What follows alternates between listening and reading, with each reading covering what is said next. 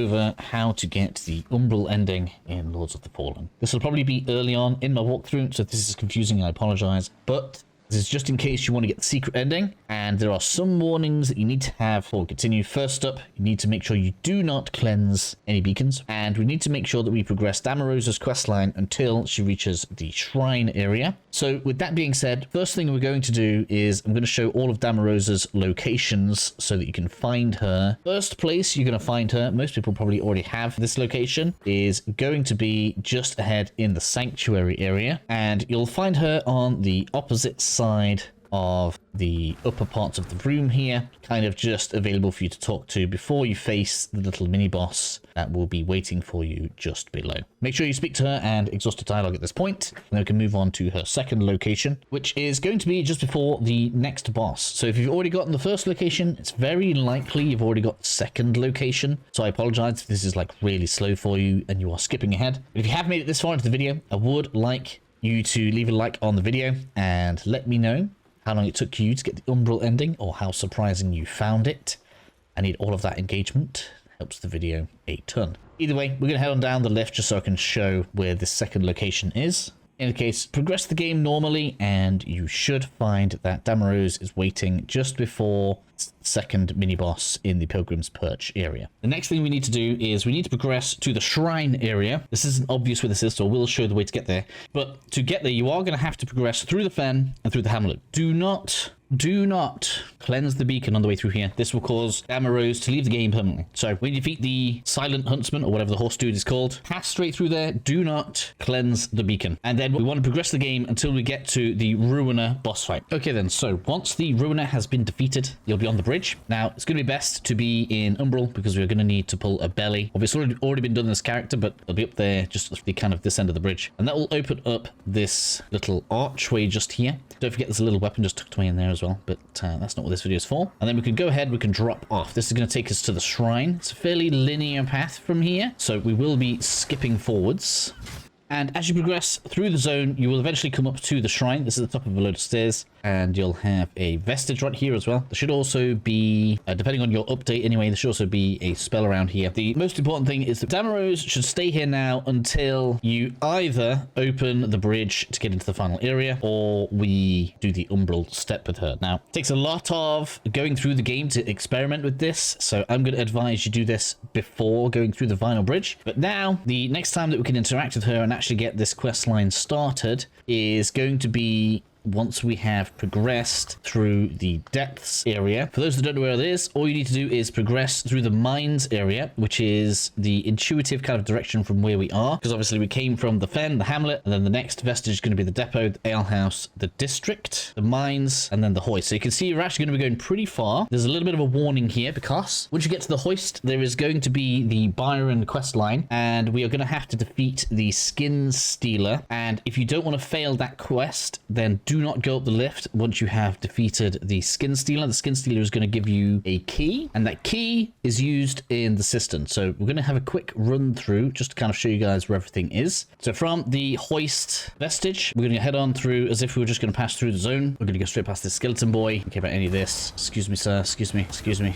Yes, yes, yes. So you'll come on through. Tons of enemies. Yes, lots of enemies. So you'll come up to the top here. There's actually a very good place to place yourself a seedling so that you can kind of have a nice reset point here. And then you can defeat the skin stealer. Do not go up that lift is what I would suggest, because we go to the depths here anyway, and you'll be able to complete the quest and not fail it by going into the depths. Game punishes you for going straight up that lift. So next up then, you're going to want to progress into the Cistern. I don't think the triple Reaper boss fight down there is necessary to progress this area. So just come on down, and then we're going to head left into the Cistern right here. There's going to be a lot of enemies, and for whatever reason, tons of Umbral stuff spawns in here, so be careful. There's going to be an archer guy at the back end, so do whatever you need to do to get rid of him, and then just pass on straight through. You're going to loop on around to the right here, up the ladder. Careful of the skeleton dude on the right hand side. Open the door with the Cistern key that you got from the skin stealer, and then go ahead and pull the lever. This is going to drop the goop that's in the center of this area and allow us to progress through to the depths zone. So let's show the way to enter the. This isn't going to be a full walkthrough of the area, just so you guys can see how we get down there. So we're going to drop on down, and then we're going to come back towards the entrance to the Cistern area. Take this left side right here. I guess if you kind of happen to die or whatever, or reset from the sea, it'll be the right hand side.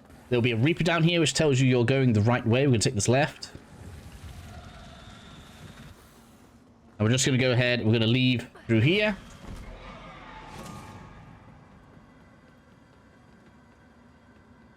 And this is going to take you to the entrance to the Revelation Depths area. Again, I'm not doing a full walkthrough of the whole zone, but just in case you guys didn't know how to get to Revelation Depths, that will let you guys know what this is. And then you can pass on to the next vestige, which is going to be right outside the boss that we need to battle to gain access to Mother's Lull. So let's go ahead and we'll skip forward to that. Okay, and so from the vestige at the bottom of the area, it's really not difficult to find the boss. Obviously, if you guys want full walkthroughs for zones, I have the series out on the channel already. We're going to pass on down, beat this boss, and that will give you access to Mother's Lull. There is something that we need to do, though. We now need to have in our inventory 50 Umbral Scourings, because there's an item we're going to need to purchase. I just want to show you guys where this is, so you're going to want to come over to the back,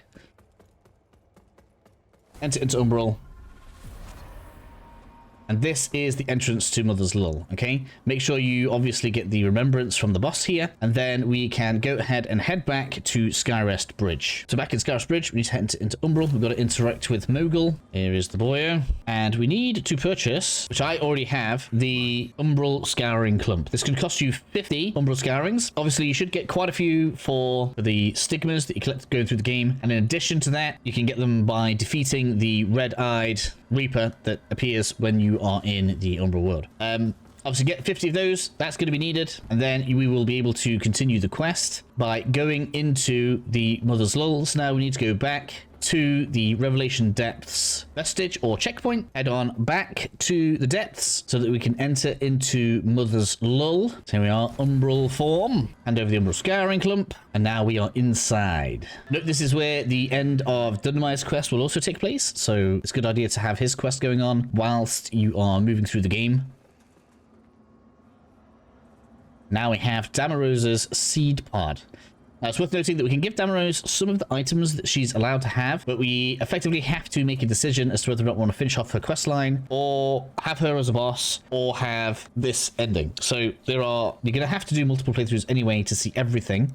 So in any case, with that done, we now need to go back to Damarose at the Shrine checkpoint. And then we can go ahead and use this on Damarose. It's important to note that you need to do this before you open the bridge in the Upper Calarath area. So with that done, we're going to go ahead and purchase everything that you want from her because she's about to die. And then we're going to go ahead and use Damarose Seedpod. Okay, with that done, we can go ahead to this inn in Mother's Lull. So we're going to go ahead and head back there. Okay, so back in Mother's Lull then, we can go ahead and speak to, where is it, this little guardian thing again. And now we have Galinda's Seedpod. High recommendation here. Before you use the Seedpod, I recommend getting all of the tablets together and giving the final tablet to Sparky. This is going to mean that you can still blacksmith as you progress through the game and will not miss out on being able to upgrade weapons and put runes in your weapons. Something to be said here. That ability does not pass into New Game Plus. I tested it, which is unfortunate, so it's not a permanent upgrade to your character. And the two results, again, are mutually exclusive, so, and both have trophies as well, so that's also worth noting, is, again, you're going to need at least 2 playthroughs for that set, unless you're going to do like some kind of save scum, give it to Galinda, then not give it to Galinda. But the rune that she gives you is pretty damn powerful, so you're probably going to want to do like two playthroughs for that part alone. But in any case, with that done, we need to make sure that we've given all of the runes across and then go and use the Seedpod on Galinda. So once you have progressed to the point where you are happy and ready to lose Galinda, like I say, I would heavily advise giving the 3rd tablet to Sparky so that you can upgrade at checkpoints. We're going to go ahead and use the Seedpod on Galinda, and that's going to allow us to progress to the next point of this quest line. That's going to require us to progress through the Abbey of the Hallowed Sisters. So kind of nice that it progresses in a way where,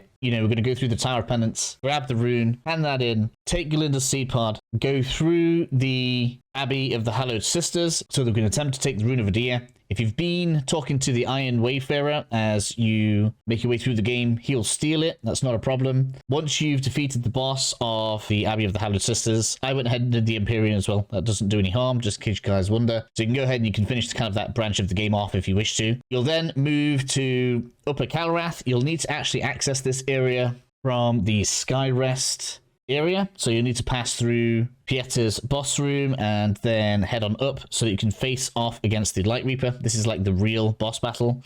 You can have people like the Crusader available for this if you want to do that quest line as well. I haven't got that up on the channel yet. Defeat the Lightreaper, and if the Iron Wayfarer took the rune as well, you'll need to go past the Lightreaper's boss room and then actually battle against the Iron Wayfarer on the bridge. Note that at this point you don't really want to progress forward just yet, but just make sure that you have got the Lightreaper Umbral Parasite. This is a guaranteed drop from the boss. You always get this. And make sure that you have the Rune of Adyr either from the Abbey of the Hallowed Sisters or from the Iron Wayfarer, whichever one you need to get it from. With that done, we now need to place the Lightreaper's Parasite in the column that is next to Molhu.